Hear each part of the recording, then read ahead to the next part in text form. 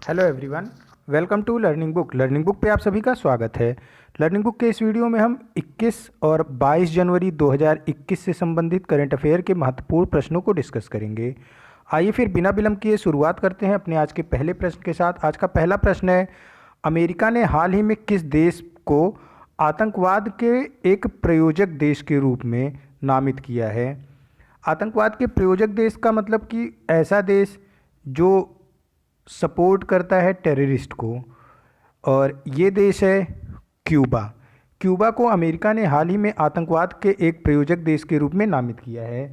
America का कहना ये है कि क्यूबा एक तो सपोर्ट कर रहा है, साथ ही साथ अपना एयरपोर्ट और पोर्ट का भी इस्तेमाल करने की इजाज़त दे रहा है जो टेररिस्ट हैं, जिनको टेररिस्ट घोषित किया जा चुका है।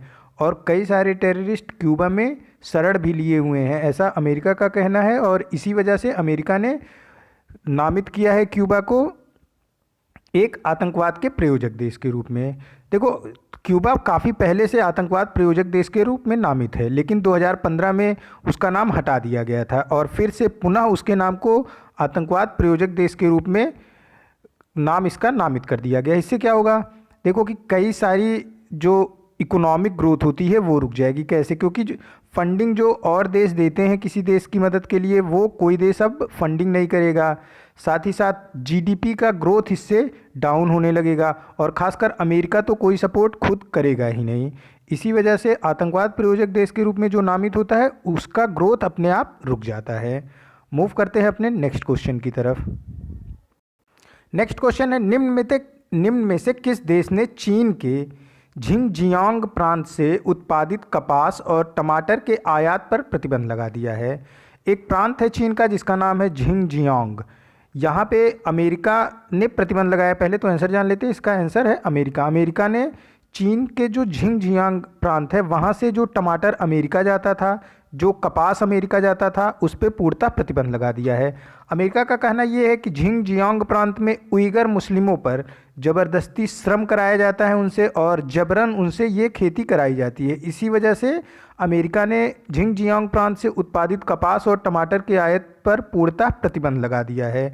और उइगर मुस्लिम खासकर झिंगजियांग प्रांत में ही पाए जाते हैं। और आपने न्यूज़ में, सोशल मीडिया पर देखा भी होगा, सुना भी होगा कि झिंगजियांग प्रांत के उइगर मुस्लिमों पर चाइना के द्वारा काफ़ी अत्याचार किया जाता है। उसी अत्याचार के तहत इनसे जबरन श्रम कराया जाता है, और इसी जबरन श्रम की वजह से ही अमेरिका ने वहाँ के टमाटर और कपास पर पूर्णतः प्रतिबंध लगा दिया है।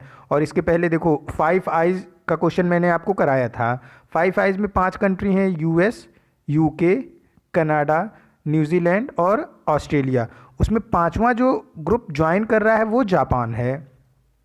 अब जापान का जो मेन काम है वो, देखो ये तो पूरी तरीके से इंटेलिजेंस ग्रुप है और बहुत ही सीक्रेट काम करता है 5 आइज, और हाईली सीक्रेट काम करता है। इवन इसका कोई हेड क्वार्टर नहीं है, और यहाँ तक कि 5 आइज कंट्रीज़ अपने देश के नागरिकों पर भी खुद भी नज़र रखते हैं और फिर गवर्नमेंट को उसके बारे में बताते हैं। तो फिर गवर्नमेंट वहाँ की जो पॉलिसी बनाती है वो अपने नागरिकों के अनुसार बनाती है, यानी नागरिकों पर भी अपने नज़र रखते हैं, साथ ही साथ ये और देशों पर भी नज़र रखते हैं कि कौन सा देश कैसा पॉलिसी बना रहा है किस देश के लिए। तो ये पूरा सीक्रेट ग्रुप है, इसका कोई हेडक्वार्टर नहीं है, कोई चेयरमैन नहीं है, लेकिन ये पांचों देश आपस में एक दूसरे की मदद करते हैं। 5 आइज ग्रुप को जापान ने भी हाल ही में ज्वाइन किया है। देखो, इसकी कोई अथेंटिक जानकारी नहीं है, लेकिन जो थिंक टैंक है, जो इंटेलिजेंस है, वो ऐसा बता रहे हैं कि जापान ने भी इसे ज्वाइन कर लिया है। क्योंकि ये हाईली सीक्रेट ग्रुप है, इसलिए ये कोई भी बात अपनी लीक खुद से नहीं करते हैं। तो जापान जो ज्वाइन किया है, जापान को यही काम दिया गया है कि झिंगजियांग प्रांत के उइगर मुस्लिमों पर हो रहे अत्याचार के बारे में पता लगाना, और फिर उसको खुलासा करते हुए पूरे विश्व को ये बात बताना कि चाइना कैसे झिंगजियांग प्रांत में मुस्लिमों पर अत्याचार कर रहा है, उइगर मुस्लिमों पर। इससे पहले टिकटॉक और वी चैट समेत कुल 8 ऐप को अमेरिका ने चाइना के 8 ऐप को, जिसमें टिकटॉक और वी चैट भी थे, उसे भी बैन किया था। यहाँ पे ऑप्शन डी करेक्ट हो जाएगा। मूव करते हैं अपने नेक्स्ट क्वेश्चन की तरफ। अपना नेक्स्ट क्वेश्चन है, टॉम टॉम ट्रैफिक इंडेक्स के अनुसार वर्ष 2020 में सबसे ज़्यादा ट्रैफिक वाला शहर निम्न में से कौन सा रहा?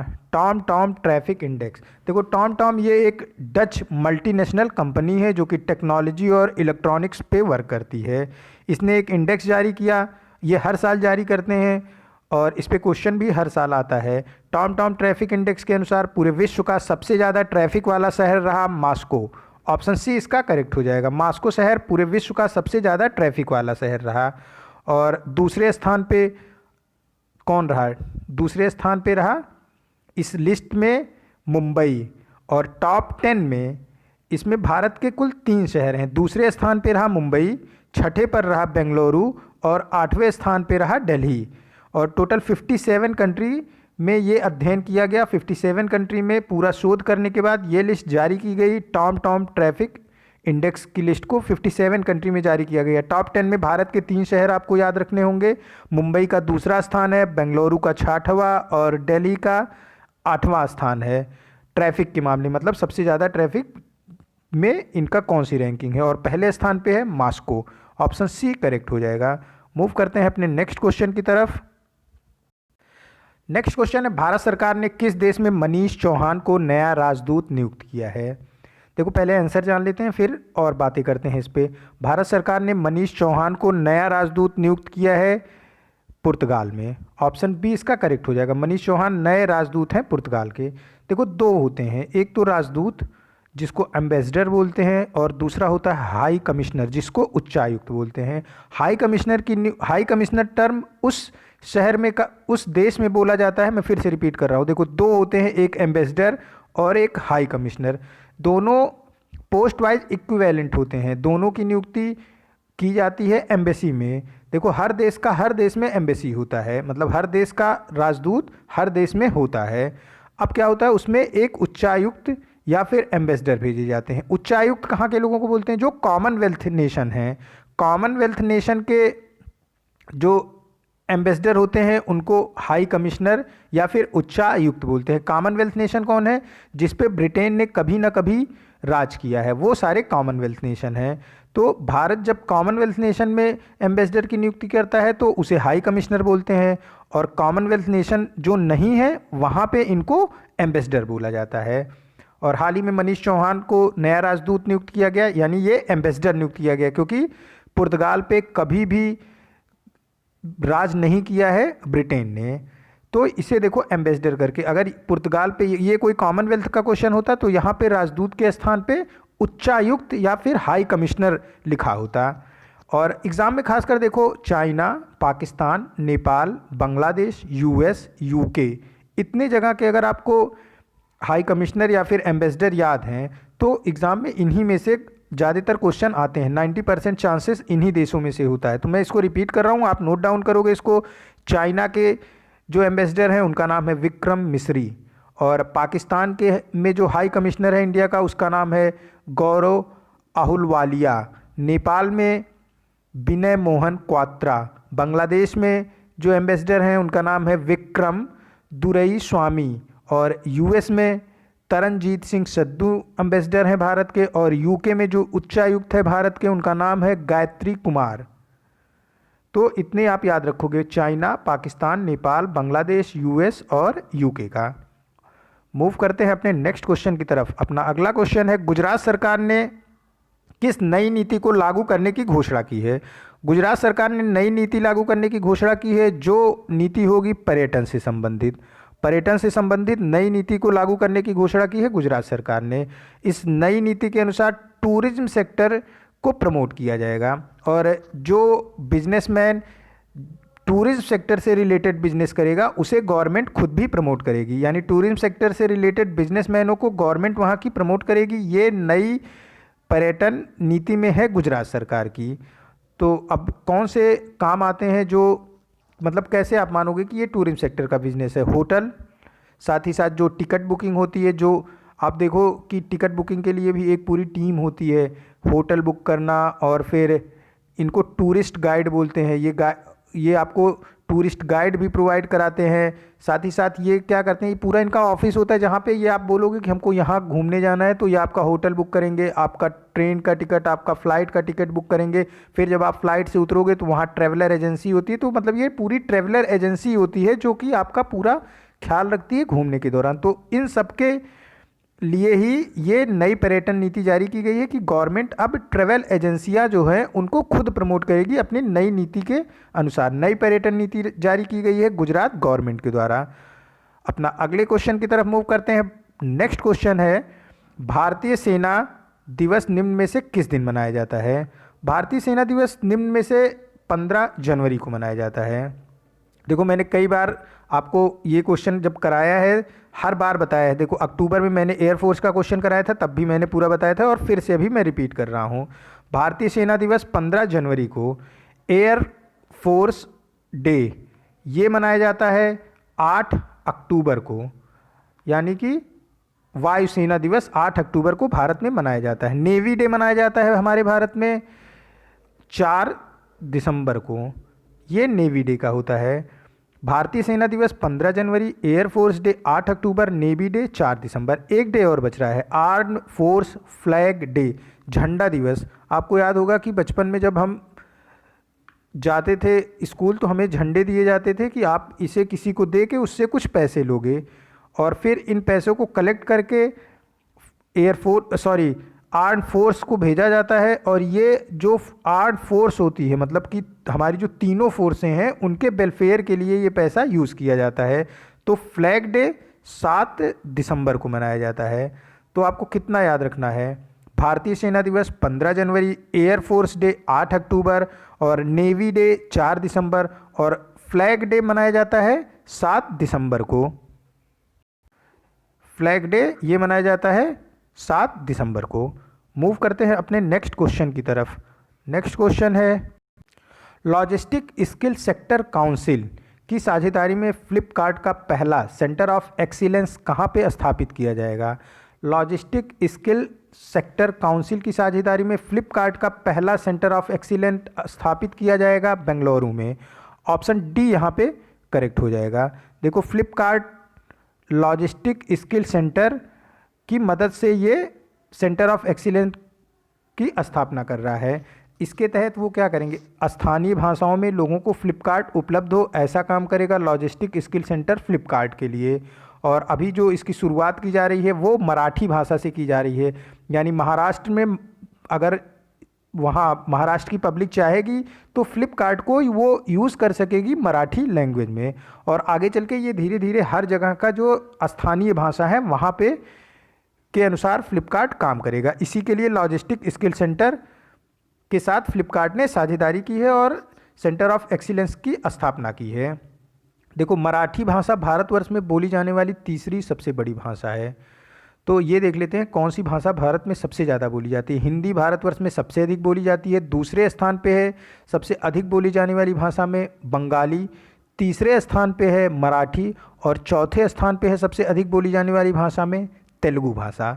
यहाँ पे ऑप्शन डी करेक्ट हो जाएगा। मूव करते हैं अपने नेक्स्ट क्वेश्चन की तरफ। नेक्स्ट क्वेश्चन है, जनवरी 2021 में गृह मंत्री अमित शाह ने नेशनल पुलिस के जनरल का उद्घाटन पत्र जारी किया। K9 क्या दर्शाता है?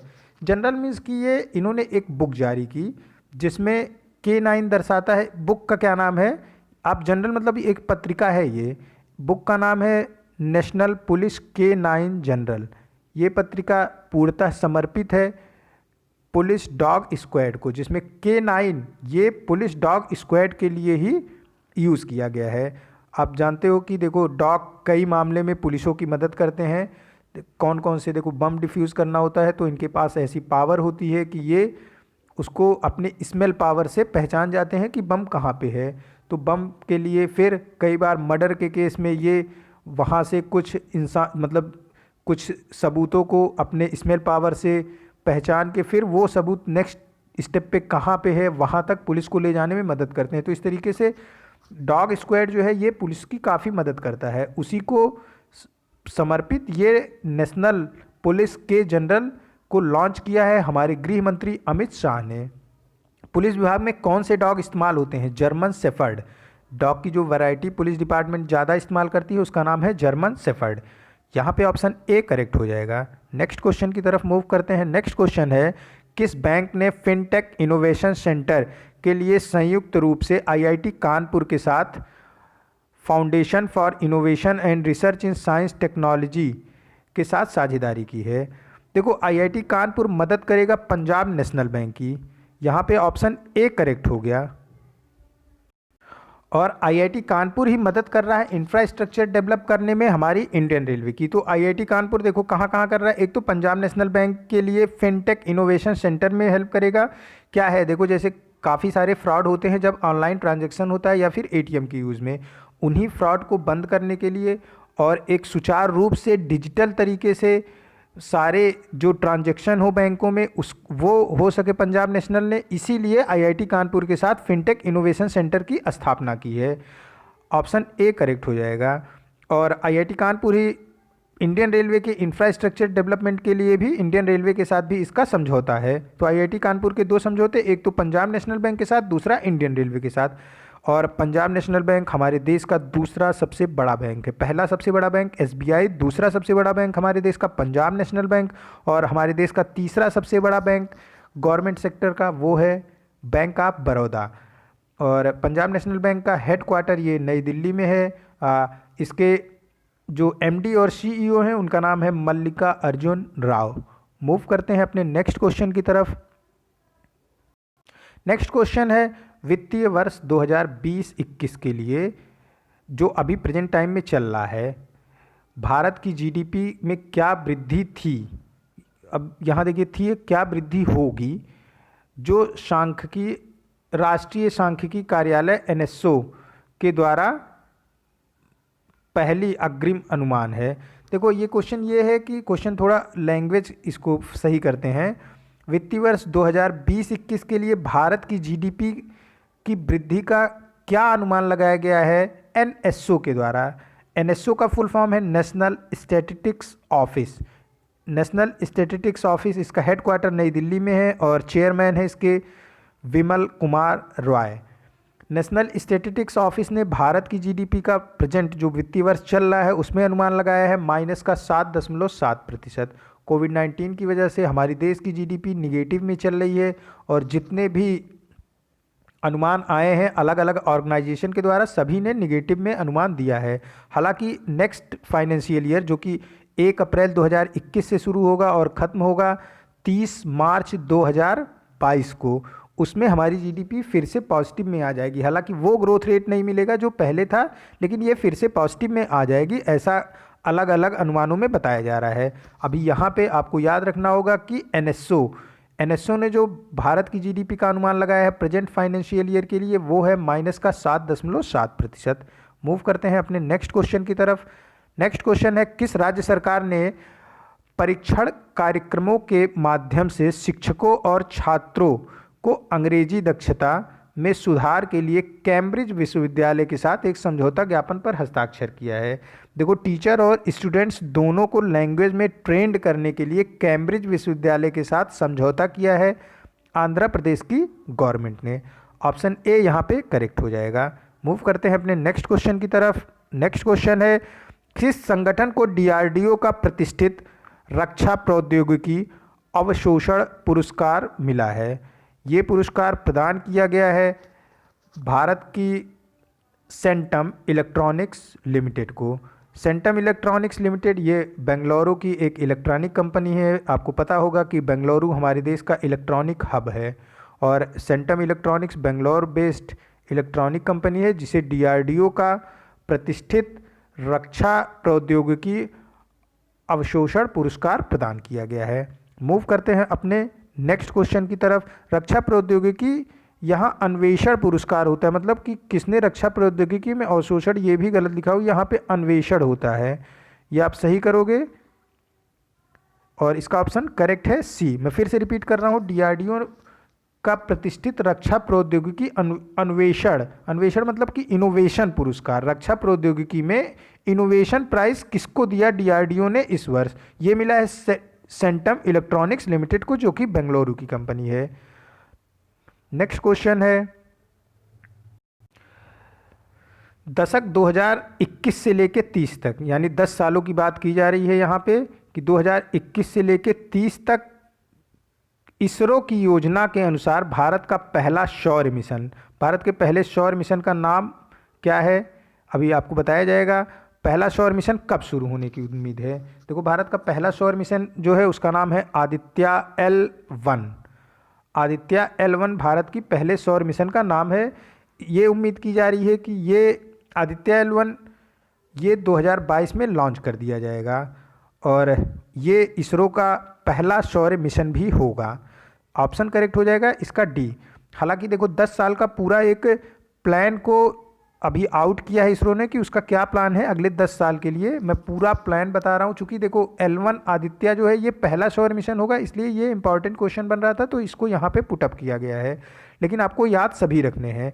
10 सालों में देखो चंद्रयान 3 2 बार चंद्रयान हम लोग कर चुके हैं। तीसरा चंद्रयान मिशन इसरो का ये 2021 लास्ट या फिर 2022 के प्रारंभ में शुरू होने की उम्मीद बताई गई है। जो अभी प्लान जारी किया गया है 10 सालों का इसरो का, उसमें आदित्य-L1 के बारे में क्वेश्चन में हो चुका है। ये भारत का पहला सौर मिशन होगा और 2022 में इसके लॉन्च होने की पूरा उम्मीद की है इसरो ने। और 2021 की शुरुआत में पहला भारतीय डेटा रिले सैटेलाइट भी लॉन्च करेगा इसरो। और गगनयान कौन सा मिशन है जिसमें भारत की पहली मानव रहित उड़ान होगी, वो 2022 में शुरू करने की तैयारी में है इसरो। मैं पूरे इनके प्लान को फिर से रिपीट कर रहा हूँ। देखो ये 10 सालों की एक योजना की लिस्ट जारी की गई है इसरो के द्वारा। इसमें क्वेश्चन सिर्फ आदित्य-L1 से है, क्योंकि आदित्य-L1 भारत का पहला सौर मिशन होगा और एक महत्वपूर्ण प्रश्न यहाँ से बनता है, इसलिए इस क्वेश्चन को यहाँ पुटअप किया गया है। आदित्य-L1 शुरू होने की उम्मीद है 2022 में। चंद्रयान 3 इसरो का तीसरा चंद्र मिशन होगा। ये 2021 के लास्ट या 2022 के एकदम स्टार्टिंग में शुरू होने की उम्मीद की है इसरो ने। और भारत का पहला data relay satellite system launch करने की उम्मीद है इसरो की 2021 में। और गगनयान भारत का पहला मानव रहित उड़ान जो होगी वो 2022 में शुरू करेगा इसरो। उसकी तैयारी में इसरो लगा हुआ है।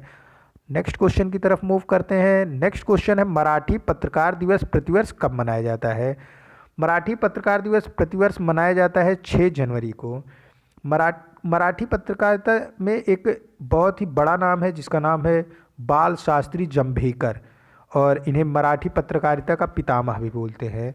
मराठा की पहली पत्रिका दर्पण नाम से जो पहला समाचार पत्र था मराठी लैंग्वेज में, उसको इन्होंने लॉन्च किया था 6 जनवरी 1932, यानी 6 जनवरी 1932 में मराठी लैंग्वेज में पहली पत्रिका जारी की गई थी और इसको जारी किया था बाल शास्त्री जंभेकर ने। उन्हीं के सम्मान में मराठी पत्रकारिता दिवस प्रत्येक वर्ष 6 जनवरी को मनाया जाता है। ऑप्शन बी करेक्ट हो जाएगा। मूव करते हैं अपने नेक्स्ट क्वेश्चन की तरफ। नेक्स्ट क्वेश्चन है सरकारी प्राथमिक स्वास्थ्य केंद्र PHC, इसका फुल फॉर्म होता है पब्लिक हेल्थ सेंटर में गैर संचारी रोग, नॉन कम्युनिकेबल डिजीज़ बोलते हैं इसको। देखो गैर संचारी रोग क्या, जो रोग एक से दूसरे तक ना फैले। कोविड-19 एक इंसान से दूसरे इंसान तक फैल रहा था तो वो कम्युनिकेबल डिजीज़ होता है। लेकिन आप बोलो देखो सर्दी जो होती है ये भी कम्युनिकेबल होती है, एक इंसान से दूसरे इंसान तक फैलती है। और चिकन पॉक्स ये भी कम्युनिकेबल है, ये भी एक इंसान से दूसरे इंसान तक फैलता है। लेकिन आप फीवर ये कम्युनिकेबल डिजीज़ नहीं है।